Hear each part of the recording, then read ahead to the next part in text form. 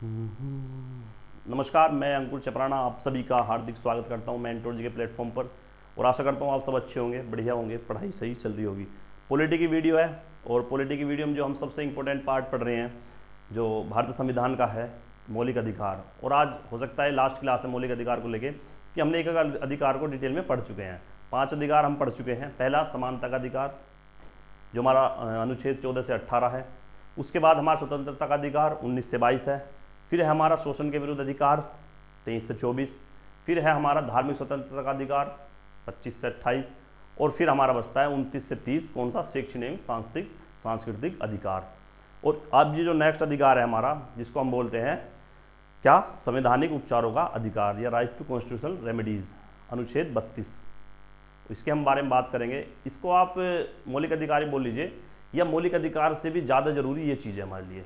देखिए, मौलिक अधिकार हमारे संविधान में दिए हुए हैं, बात ठीक है, लेकिन उनका गारंटर कौन है, उनको सरकार माने या ना माने, इनकी कौन रक्षा करता है, कौन इनका जो है जिम्मेदारी लेता है, या किसके आधार पर हम इनको सरकार से ज़बरदस्ती अपने ऊपर प्रभावी कर सकते हैं या एनफोर्स कर सकते हैं। तो इनका सबकी जिम्मेदारी हमारे जो संवैधानिक उपचारों का अधिकार है, जो right to constitutional remedies article 32 है, इसकी जिम्मेदारी है। तो ये उनसे भी ज़्यादा इंपॉर्टेंट इसलिए हो जाता है क्योंकि उनको भी हमारा सरकार के ऊपर दबाव बनाता है और ऐसी ऐसी चीज़ जो हमारा अनुच्छेद 32 है वो हमें प्रदान करता है, उस तरह की शक्ति हमें प्रदान करता है कि हमारे जो सारे अधिकार हैं, मौलिक अधिकार जो हैं, उनको कोई हमसे छीन ना पाए। और अगर छीनता है या हनन करता है या हमको सीमित करता है, कोई सरकार हो या कोई अन्य आदमी हो, अन्य कोई भी व्यक्ति हो सकता है, तो उसको हमें राह दिखाता है कि अगर आपके इस अधिकार का हनन हो रहा है तो आप यहाँ मतलब ये जो है इस रास्ते पे जाइए, अगर इस अधिकार का हनन हो रहा है तो आपके लिए रास्ता ये है। मतलब ये है कहने का कि जो हमारा अनुच्छेद 32 है, जो आर्टिकल 32 है,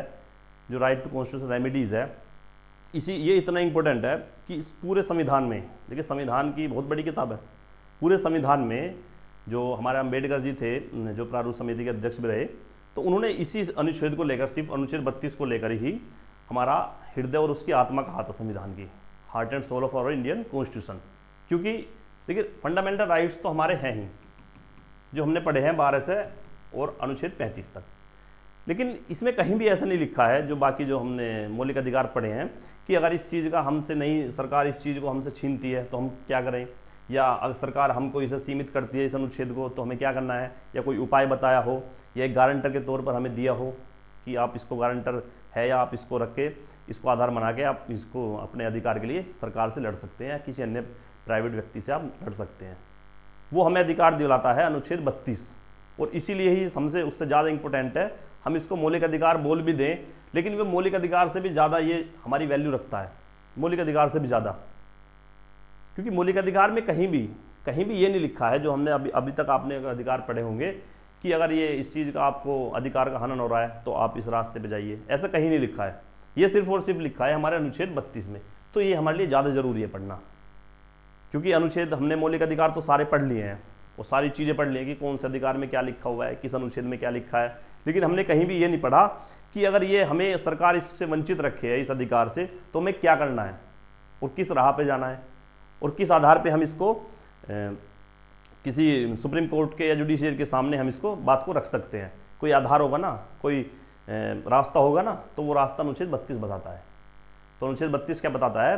ये बताता है कि अगर आपके किसी भी मौलिक अधिकार को लेकर, जो इससे पहले मौलिक अधिकार पढ़ाए मैंने, उन अधिकार को लेकर अगर आपको कोई सा भी अधिकार को लेकर आपको लगता है कि ये अधिकार मुझे इससे वंचित रखा जा रहा है, या मुझे इसके जो है समक्ष क्षमता का अधिकार है, या स्वतंत्रता का अधिकार है, या शोषण के विरुद्ध अधिकार है, या आप बोल लीजिए शैक्षणिक सांस्कृतिक अधिकार है, इनमें से किसी भी अधिकार को अगर आपसे हनन हो रहा है किसी अधिकार का, तो ये अनुच्छेद 32 बताता है हमें रास्ता कि भाई अगर किसी भी अधिकार को आपको हनन हो रहा है, कोई सरकार भी कर रही है या मान लीजिए एक प्राइवेट व्यक्ति भी कर रहा है, तो आप सीधे जाइए सुप्रीम कोर्ट। मैंने बताया कि सुप्रीम कोर्ट और हाई कोर्ट ये दोनों ही जो हमारे अपीलीय कोर्ट हैं, हम डायरेक्ट इनमें नहीं जा सकते। लेकिन अनुच्छेद 32 ये कहता है अगर मामला हमारा मौलिक अधिकार को लेके है, अगर मामला हमारा मौलिक अधिकार को लेके है, अन्य इससे अलग नहीं कि मान लीजिए डीपीएसपी को लेकर है या इतना बड़ा संविधान है उसको लेकर अगर कोई मामला है, तो वो नहीं जा सकता सुप्रीम कोर्ट डायरेक्ट। लेकिन ये अपवाद है कि अपीलीय कोर्ट के साथ साथ अगर आपका ये हनन होता है फंडामेंटल राइट्स का, तो अनुच्छेद 32 के तहत हम डायरेक्ट सुप्रीम कोर्ट जा सकते हैं, हमें हाई कोर्ट जाने की जरूरत नहीं है, सबऑर्डिनेट कोर्ट जाने की जरूरत नहीं है। सबऑर्डिनेट कोर्ट मतलब जहां हम सबसे पहले अपना फर्स्ट स्टेप होता है। अगर कोई केस हो, जैसे मैंने बताया सबऑर्डिनेट कोर्ट जो होता है, अधीनस्थ न्यायालय जो होता है, उसमें दो तरह के कोर्ट आते हैं, एक तो सेशन कोर्ट और एक डिस्ट्रिक्ट कोर्ट। सेशन कोर्ट में किसकी सुनवाई होती है? सेशन कोर्ट में सबसे पहली बात सुनवाई करता है मजिस्ट्रेट। और किसकी सुनवाई करता है? वो करता है क्रिमिनल केसेस की, क्रिमिनल केसेस जो हत्या के मामले जो होते हैं, ठीक है। फिर आता है हमारा क्या, डिस्ट्रिक्ट कोर्ट, उसमें बैठते हैं जज, जज उनकी सुनवाई करते हैं। उसमें कौन से मामले आते हैं? उसमें सिविल मामले आते हैं। सिविल कैसे? संपत्ति, दहेज वहेज और शादी प्रथा को लेकर ये सारे मामले मैंने आपको पहले वीडियो में बताया हुआ है, जुडिशरी जब मैंने पढ़ाई थी। तो ये तो सिर्फ सुप्रीम कोर्ट और हाई कोर्ट तो मैंने वहाँ बताया था, ये तो सिर्फ हमारे अपीलीय कोर्ट हैं। लेकिन अब मैं बता रहा हूँ कि सुप्रीम कोर्ट अपीलीय कोर्ट के साथ साथ हम डायरेक्ट सुप्रीम कोर्ट भी जा सकते हैं।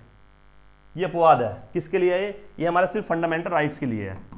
अगर हमारा कोई सा भी अधिकार का हनन होता है तो हम डायरेक्ट सुप्रीम कोर्ट जा सकते हैं, ये बात लिखी है हमारी अनुच्छेद 32 में। तो सुप्रीम कोर्ट क्या करेगा भाई? सुप्रीम कोर्ट के पास जाने के लिए हमें अनुच्छेद 32 के तहत पहुंचना होगा और वहां जाके बताना होगा कि ऐसे ऐसे हमारे इस मौलिक अधिकार का हनन हो रहा है, या इस अधिकार से हमको वंचित रखा है। कोई सरकारी भी आदमी हो सकता है, कोई प्राइवेट आदमी हो सकता है, सरकारी संस्था हो सकती है, कोई प्राइवेट संस्था भी हो सकती है, किसी भी तरह की हो सकती है। इसको हम डिटेल में आगे पढ़ने वाले हैं। तो हम जाएंगे direct supreme court. Supreme court जाके क्या करना है हमें? सुप्रीम कोर्ट जाके बतानी है कि हमें तो ये मतलब इस तरह का हमारा विवाद है या इस तरह का हमारे मौलिक अधिकार का हनन है। फिर सुप्रीम कोर्ट ने क्या हमारे लिए जो है चीज़ें बनाई हुई हैं, उनको पढ़ना है। कि सुप्रीम कोर्ट ने बताया है कि अगर कोई व्यक्ति का फंडामेंटल राइट्स को लेकर, अगर हमारे किसी व्यक्ति का, किसी नागरिक का मौलिक अधिकार को लेकर कोई हनन हो रहा है, तो उसके लिए हम 5 तरह के रिट्स निकालेंगे। क्या रिट निकालेंगे? रिट्स। तो हम क्या पढ़ने वाले हैं? रिट्स। रिट्स क्या है? रिट्स ये है कि मामले को देखकर उनमें एक फॉर्म होता है ना, फॉर्म भरा होता है जिसको हम याचिका बोलते हैं, या याचिका दायर करनी या केस फाइल करना है। तो वो सुप्रीम कोर्ट बताएगा कि अगर आपका ऐसा केस है, इससे रिलेटेड कोई केस है, तो आपका ये रिट का इस्तेमाल करना है, इसके थ्रू आप सुप्रीम कोर्ट में सुनवाई करेंगे, इस पर बहस चलेगी। और अगर आपका मामला इस तरीके का है, मतलब किसी और तरीके का है, तो इसके लिए हमने इस रिट का हम आपके लिए बंदोबस्त किया हुआ है। तो हम उस पढ़ने वाले हैं उन 5 रिट्स के बारे में। इससे पहले एक चीज़ और बता देता हूँ मैं, हमारे यहाँ क्या था पहले सुप्रीम कोर्ट में, 1980 के आसपास की बात बता रहा हूँ मैं। एक हमारे CJI हुए हैं PN भगवती जी, PN भगवती साहब। तो PN भगवती साहब जो हमारे CJI हुए हैं सुप्रीम कोर्ट में, chief justice of India supreme court में, 1980 के आसपास ही हमारे हुए हैं। तो इन्होंने एक नई प्रक्रिया चलाई, एक नई स्कीम निकाली जिसको हम बोलते हैं PIL। PIL फुल फॉर्म है इसकी, पब्लिक इंटरेस्ट लिटिगेशन। इसको हम शॉर्ट में बोल सकते हैं, हिंदी में बोल सकते हैं जनहित याचिका। जनहित याचिका, ये समझिए क्या होता है PIL। देखिए इससे पहले PN भगवती साहब से पहले जो हमारे जो मामले थे सुप्रीम कोर्ट में जाते थे, तो सिर्फ उसमें यह था कि जिस व्यक्ति विशेष का हमारे सरकार या किसी अन्य द्वारा मौलिक अधिकार का हनन होता है, तो सिर्फ वही व्यक्ति को अलावा है कि वही अपना सुप्रीम कोर्ट जाएगा, वही अपनी याचिका दायर करेगा, या वो रिट्स का इस्तेमाल करके केस की सुनवाई करेगा या अपील करेगा जो है सुप्रीम कोर्ट में जाकर। अब ये मामला बहुत गंभीर था, लेकिन ये चलता रहा था काफ़ी लंबे समय से। गंभीर किस लिए था कि यार मान लीजिए हमारे कोई ऐसे तरह का अधिकार हमारा जो हनन हुआ है कि हम सुप्रीम कोर्ट जा ही नहीं सकते हैं। फॉर एग्जाम्पल, किसी ने हमको बंदी बना के रखा है, किसी ने हमको बंदी बना के रखा है। अब बंदी बना के मतलब ये हम उनके शिकंजे में हैं। तो आप ये बताइए, वही बंदा जब बंदी बना के रखा हुआ है किसी ने, तो सुप्रीम कोर्ट कैसे पहुंचेगा? पहुंच सकता है? नहीं। तो एक ये भी तरीका था लोगों के पास कि ऐसे वंचित कर देते हैं कि सुप्रीम कोर्ट व्यक्ति जाए नहीं।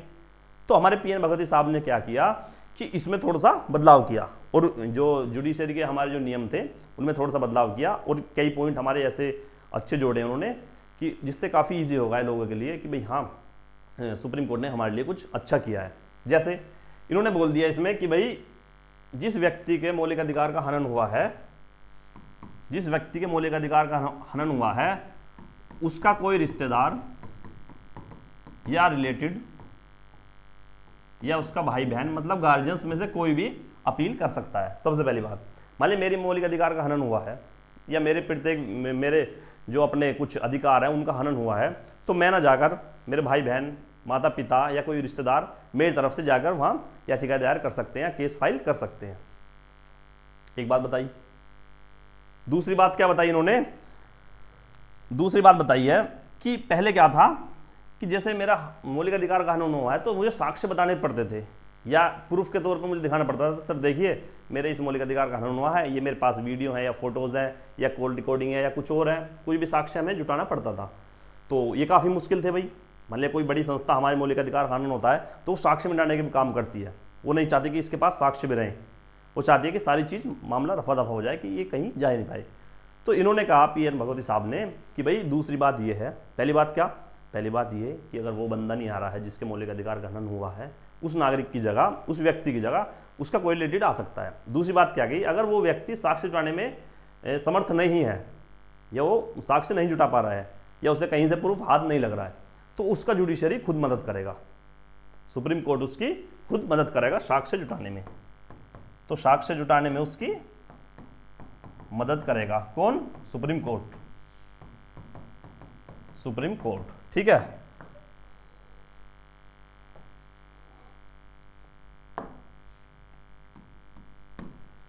फिर क्या बात बोला? फिर एक बात इन्होंने ये बोली तीसरी जो काफ़ी इंपॉर्टेंट है कि मान लिया तुम्हारे मौलिक अधिकार का हनन हो गया है, किसी व्यक्ति के मौलिक अधिकार का हनन हुआ है तो व्यक्ति अगर अपनी बात सुप्रीम कोर्ट भी अगर नहीं बोल सकता तो एक पोस्ट कार्ड पर लिखकर भेज दे तो उसको भी हमारा जुडिशरी मान्य होगी और उसकी भी उस पर भी फैसले पर या उसके भी जो केस पर चर्चा उसी तरह से होगी जैसे हमारे सामने व्यक्ति हो। मतलब अगर हम पोस्ट कार्ड पर भी अपना केस लिखकर भेज देते हैं ना कि सर मेरे साथ ये हनन हुआ है, ऐसे ऐसे बात है, और मैं भी ना जाऊँगा तो भी उसकी सुनवाई उसी तरह होगी जैसे उसके सामने कोई पीड़ित व्यक्ति खड़ा हो जुडिशरी के सामने। तो एक बात ये बोल दी उन्होंने पीएन भगवती साहब ने। ठीक है। एक चौथी बात क्या बोली है, इस बात को सुनिए।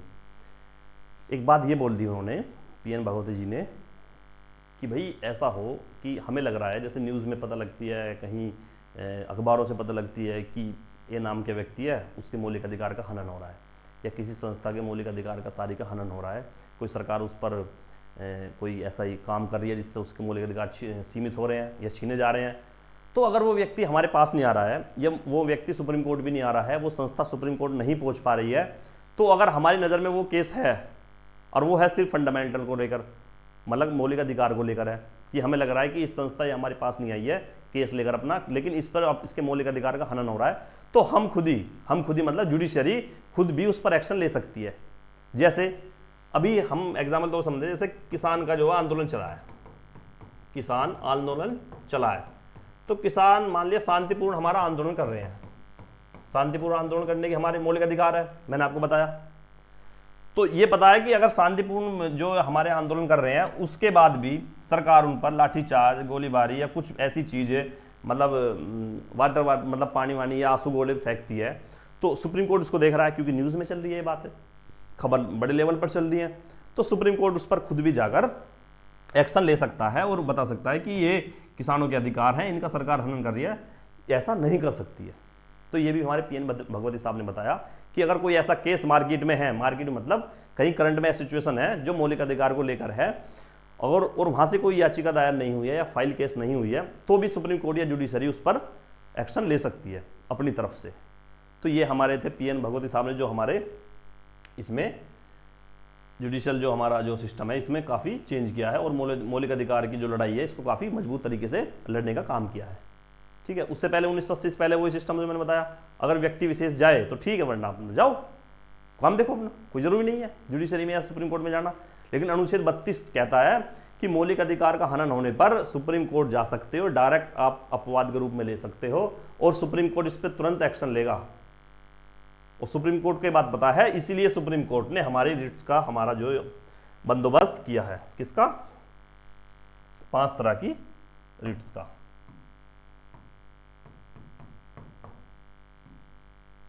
कितनी तरह की है हमारी? 5 तरह की हमारी रिट्स हैं।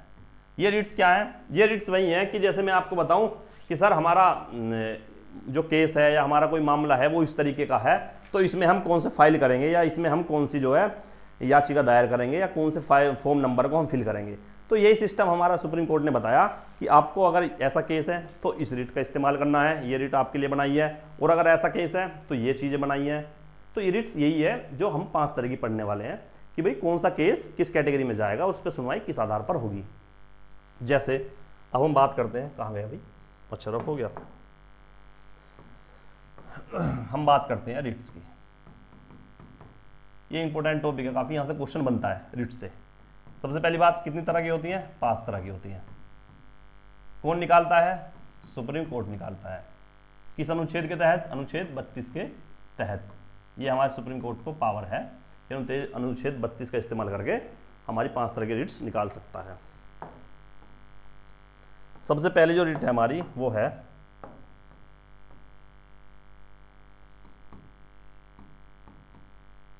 Habeas corpus. Habeas corpus, Hindi में लिख सकते हैं इसको हम बंदी प्रत्यक्षीकरण। प्रत्यक्षीकरण,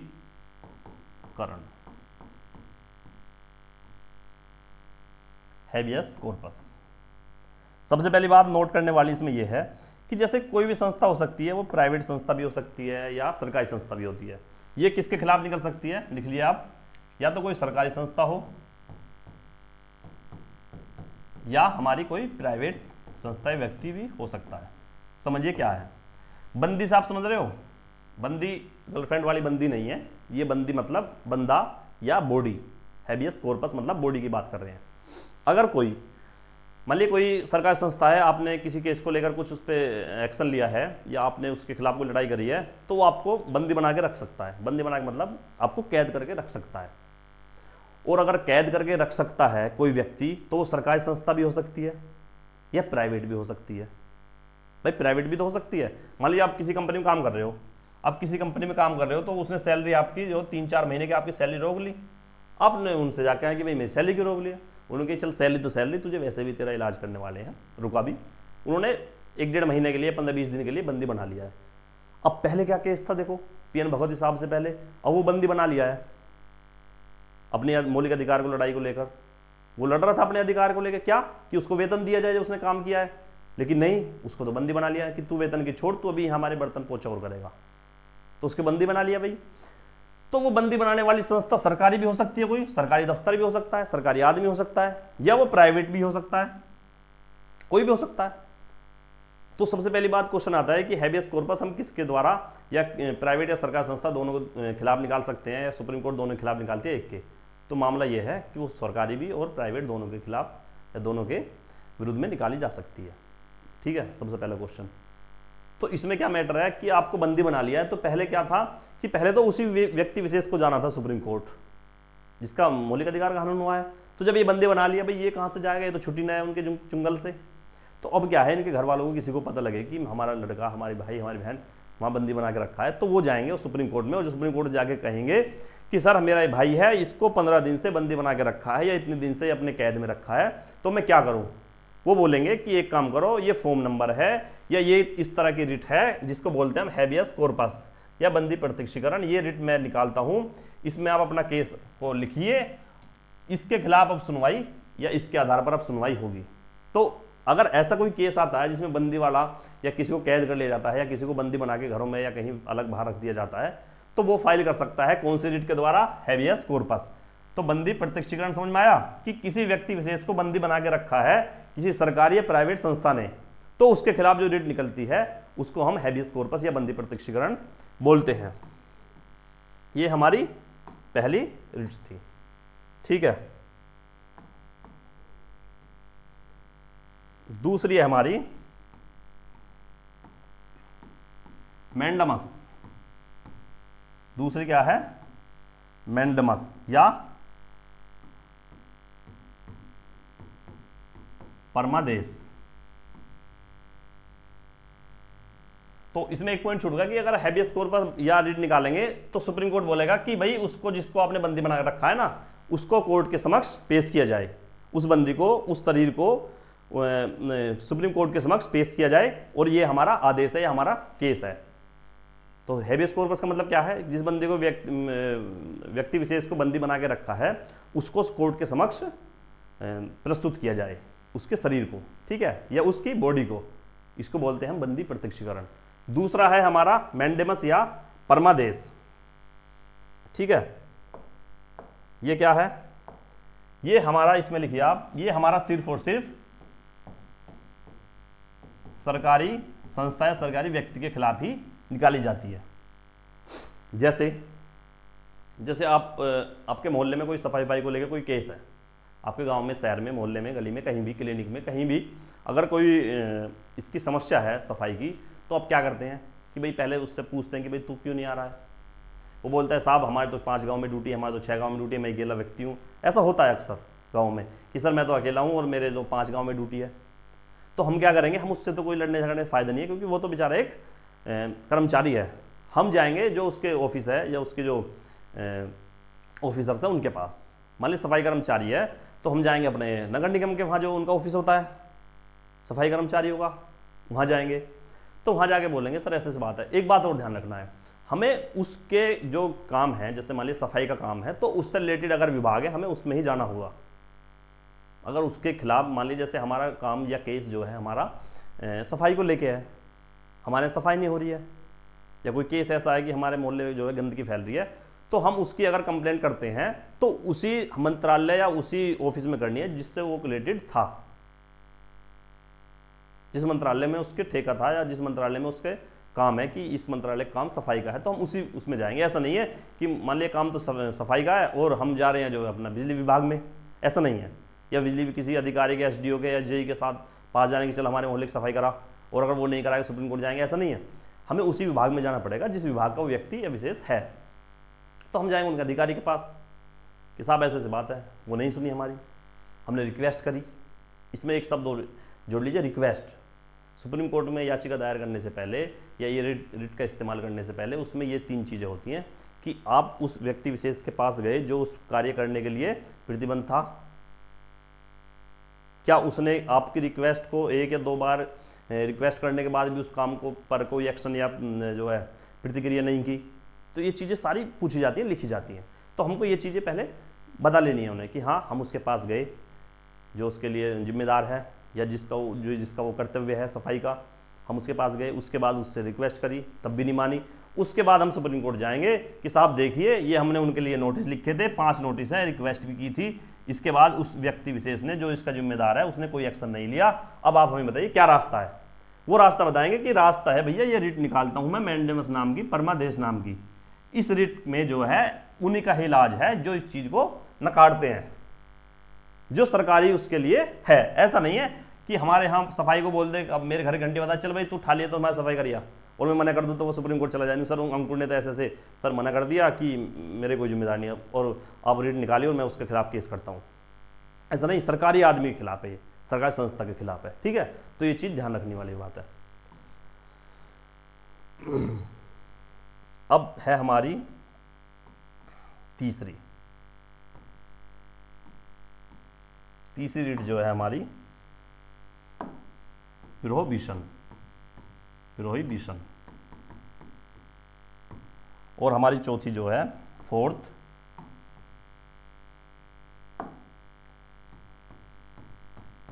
सर्श्योरी। क्या है? सर्श्योरी, ठीक है। हिंदी में आप इसको लिख सकते हैं परमादेश। ये है हमारी प्रतिषेध और इसको बोलते हैं हम उत्प्रेक्षा। ये दोनों को एक साथ समझिए, ये दोनों क्या है, 2 तरह की रीट पढ़ ली हमने। 4th है हमारी क्या, 3rd है हमारी क्या, प्रोहिबिशन या प्रतिषेध, और 4th है हमारी सर्श्योरी और उत्प्रेक्षा, ठीक है। सर्श्योरी या उत्प्रेक्षा, ये 2 रीट हैं। पहली बात तो ये हम बता दें, ये हमारे जुडिशियल को लेके हैं या जुडिशियल के लिए हैं, ये जुडिशियल या जुडिशरी, न्यायिक विभाग के लिए हैं। कैसे? ऐसे,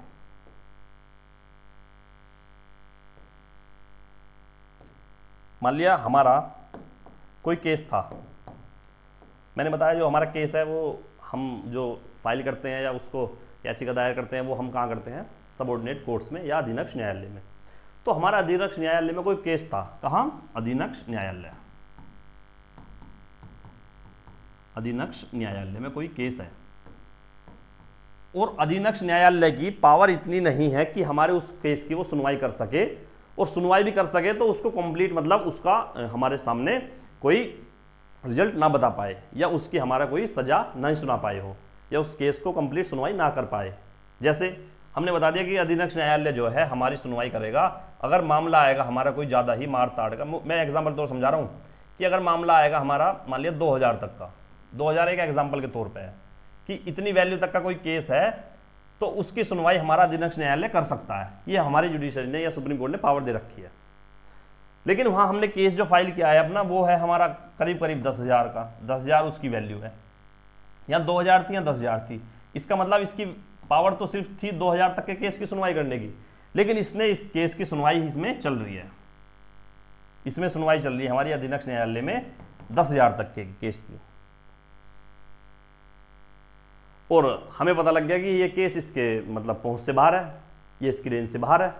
तो हम क्या करेंगे, हम सुप्रीम कोर्ट में याचिका दायर करेंगे और वहां बोलेंगे सर हमारा ऐसे केस अधीनस्थ न्यायालय में चल रहा है और उस केस की सुनवाई उसके उसके अधिकार क्षेत्र से बाहर है। अधिकार क्षेत्र मतलब उसकी पहुंच से या उसके जो अधिकार दिए हुए हैं उस क्षेत्र से बाहर है।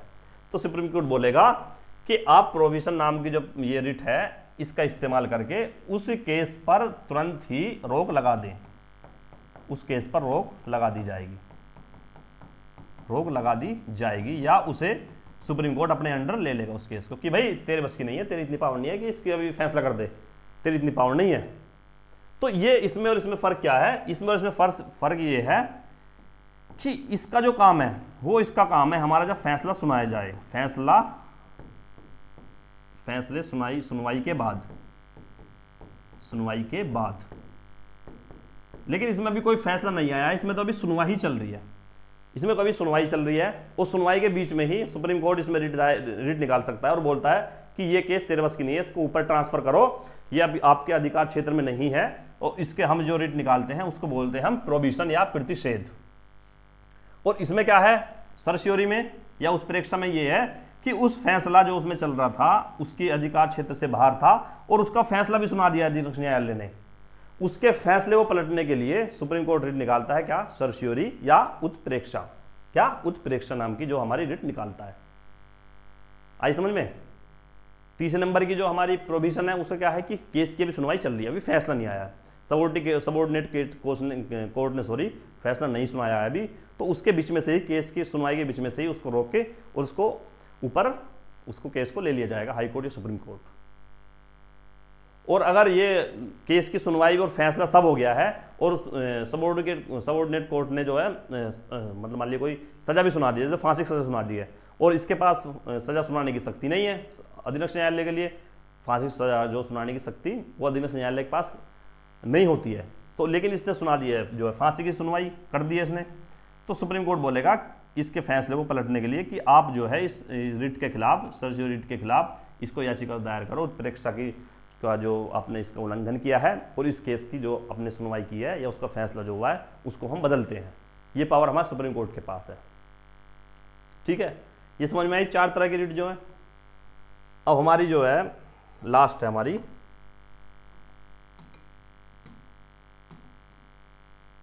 क्यों वारंटो, क्या क्यों वारंटो या अधिकार प्रक्षा, अधिकार प्रक्षा, अधिकार प्रक्षा, अधिकार प्रक्षा। इसको देखिए क्या है। जैसे मैं मान लिया मेरे पिताजी एमएलए हैं, एमपी हैं, कुछ भी हैं, या एक सरकारी नौकरी में ठीक ठाक पद पे हैं, उनके हाथ में कुछ पावर ऐसी है कि वो मुझको एक सरकारी पद पर नियुक्त करवा सकते हैं, इतनी पावर है। जबकि उस पद की जो चयन प्रक्रिया है या उसके लिए जो क्वालिफिकेशन है वो कम से कम हमारी ग्रेजुएशन है। मान लिए अभी मैं बात करता हूँ सिर्फ यूपीएसआई की, यूपीएसआई में जो क्वालिफिकेशन मानते हैं कम से कम वो ग्रेजुएशन मांगते हैं, और मेरे पापा यहाँ यूपी पुलिस में डीजीपी रैंक पर है, तो मतलब ठीक ठाक रैंक पर है, तो वो मुझे नियुक्त करवा सकते हैं एक यूपीएसआई पद पर वो अपने करवा सकते हैं। ये कोई ज़्यादा बड़ी बात नहीं है, ऐसा काम खूब होता है, बड़े लेवल पर भी होता है।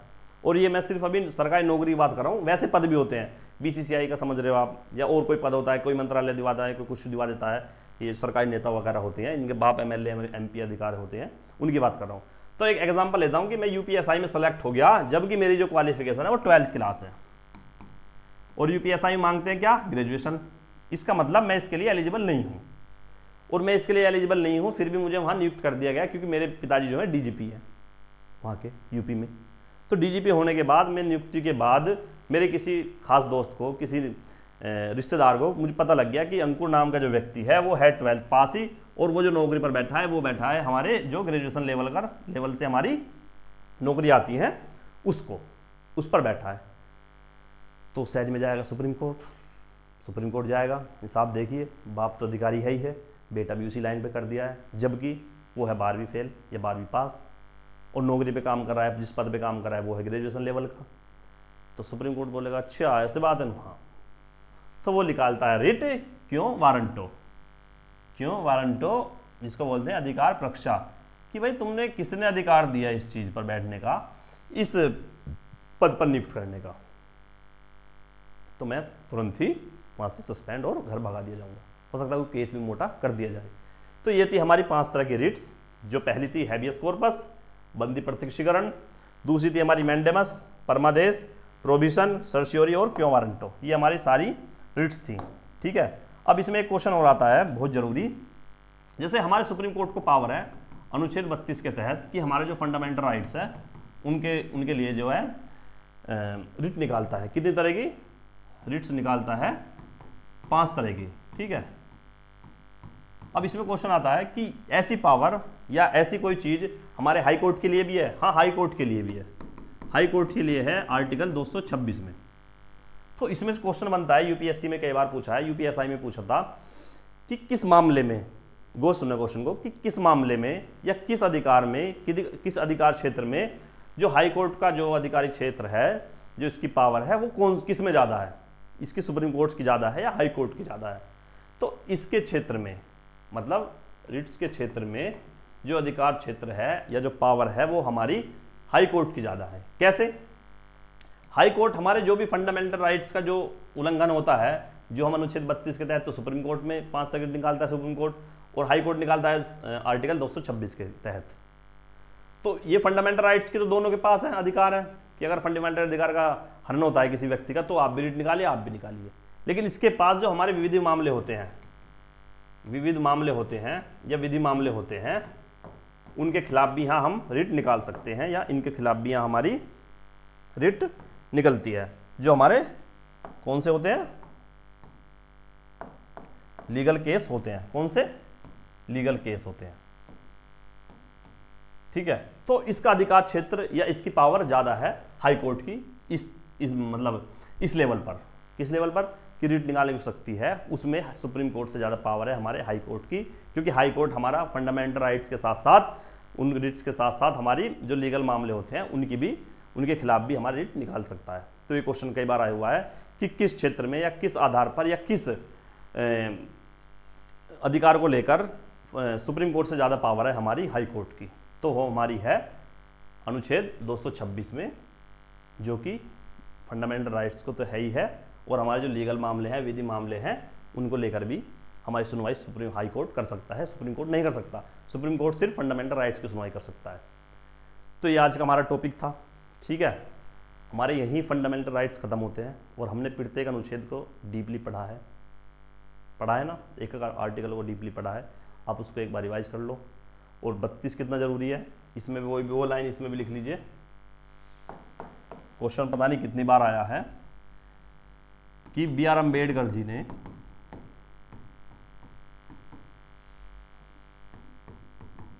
किस अनुच्छेद को संविधान की आत्मा एवं हृदय कहा है।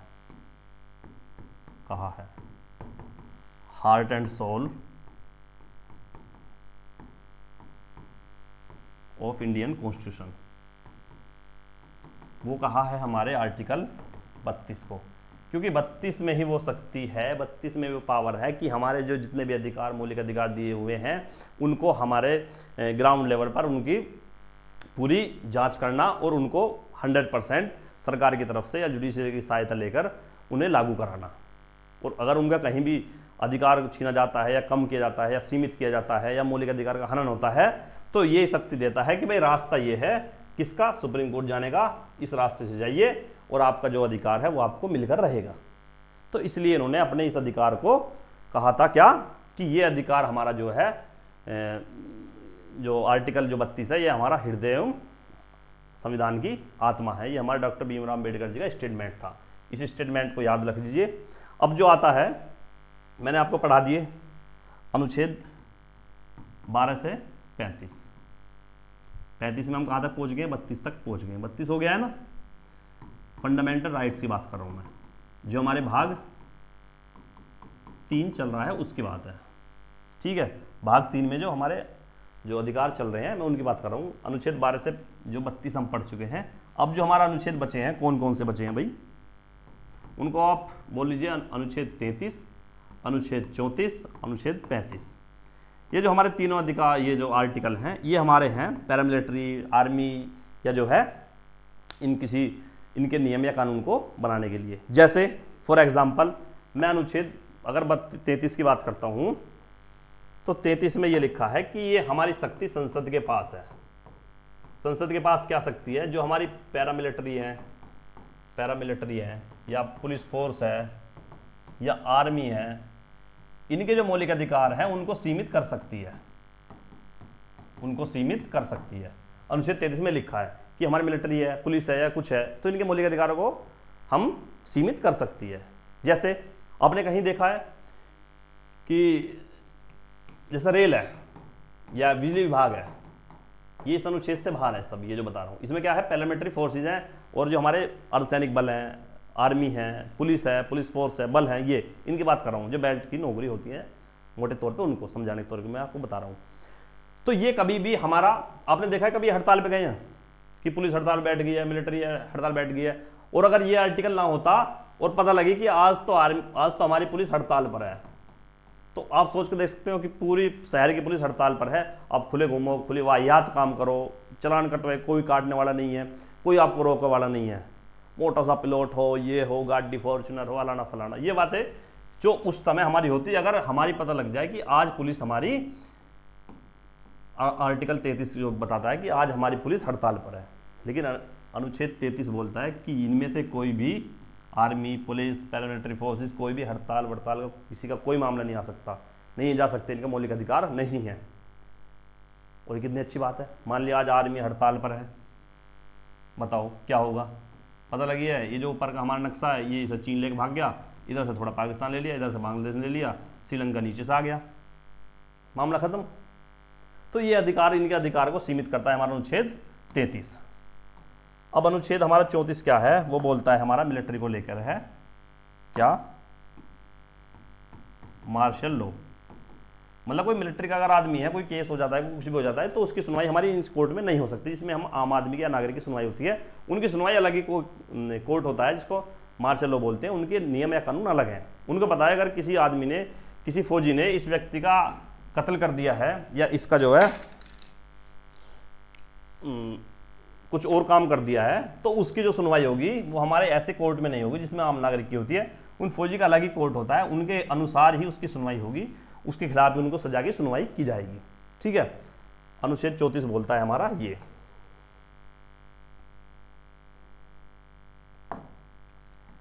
पैंतीस क्या बोलता है भाई, आर्टिकल 35 बोलता है कि जो हमारा भाग है, कौन सा, भाग 3। भाग 3 क्या है, मौलिक अधिकार है। तो इन मौलिक अधिकार को लेकर संसद के पास शक्ति है कि इनके खिलाफ या इनके लिए कोई एक्ट बना सकता है। कौन, संसद।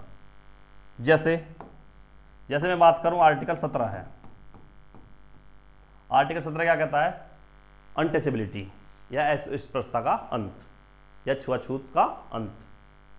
और इसको लग रहा है कि यार ये भाग 3 का बात है, क्योंकि मौलिक अधिकार भाग 3 में तो इसमें मौलिक अधिकार का हनन हो रहा है और ऐसे ये जो आम नागरिक हैं ऐसे बात नहीं बन रही है।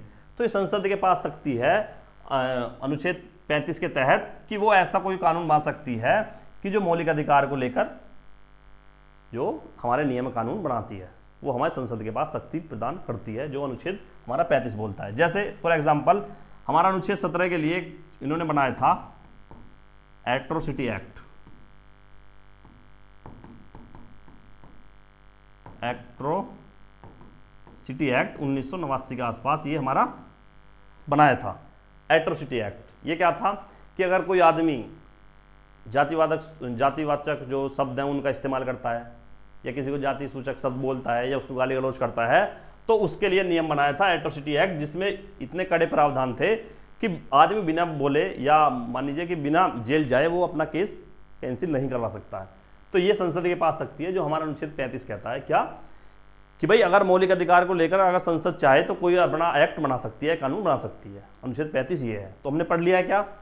हमने पढ़ लिया है आज भाग 3 खत्म कर दिया है, भाग 3।